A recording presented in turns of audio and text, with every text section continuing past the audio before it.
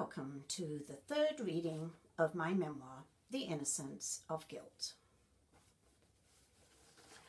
I have vivid memories of going down to the coal cellar when the air raid siren started. My mother would dash over to the living room window, quickly draw the thick blackout curtain across the pane, switch out the light, and we'd all make our way down the stairs with a candle.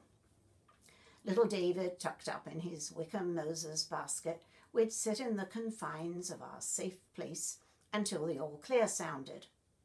Sometimes we'd be down there for a short while and Mum would grumble. What a waste of time that was.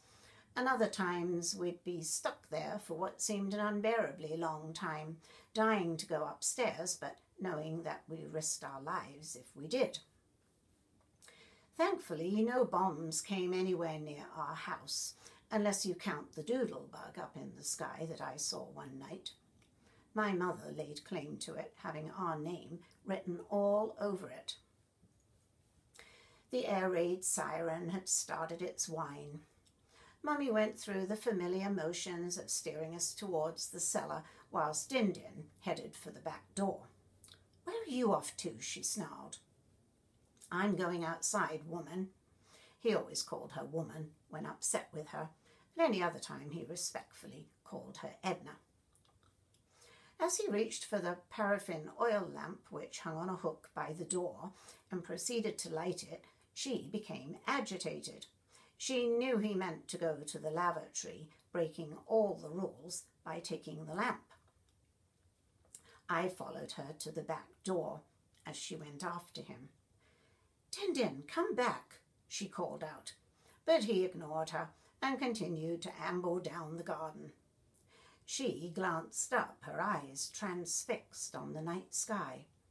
"It's one of those doodly thingamajigs," she said, her habit of giving pet names to things, and I glanced up and saw it too.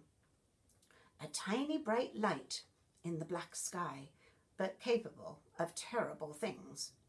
Its deadly message written in Mummy's eyes. "It's right above us," she said in a trembling voice as she hugged me close.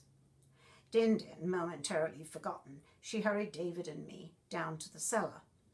My baby brother was obviously oblivious of the danger, while Mummy and I sat frightened all through the air raid, waiting for the sound of the explosion. Silly old man," she muttered under her breath. "That scary doodly thing is going to come down right on top of the lavatory where my Din is sitting. What if I never see him again?" It seemed forever before the all clear sounded, and we could safely go upstairs. Din casually walked in the back door and hung up the lamp on the hook. "That was a long one," he said with a sigh, and then my mother shouted all manner of rude words at him. "What's wrong? Din's back. Why is Mummy so cross with him?"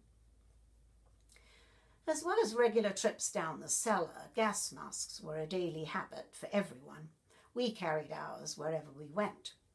Maybe that's why I became so attached to mine. I cried buckets being forced to hand it in a few months after the war ended.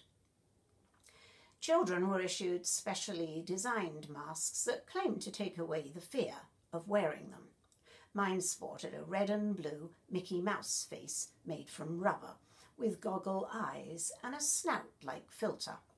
Hot and claustrophobic, but the novelty of it encouraged me to pop it on every so often, if only to see the famous mouse reflected back at me from my mother's dressing table mirror.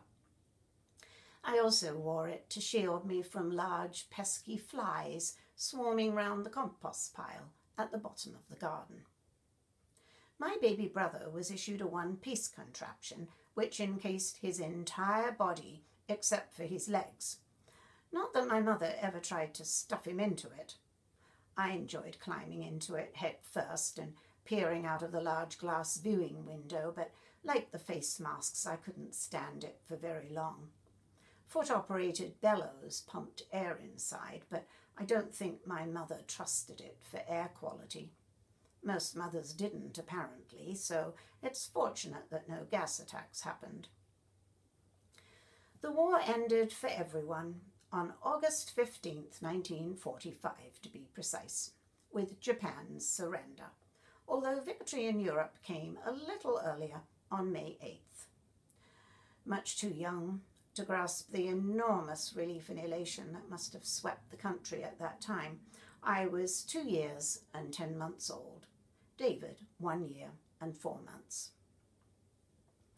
Our little family could now look forward to sunshine and laughter and peace ever after, according to the lyrics of the popular wartime song, The White Cliffs of Dover. Vera Lynn sung it so passionately to give people hope when things appeared hopeless. Oh, if only it could have been that simple. Thank you for listening. Please feel free to subscribe, like, or comment on this reading, and hopefully you will tune in to the next one. Bye for now.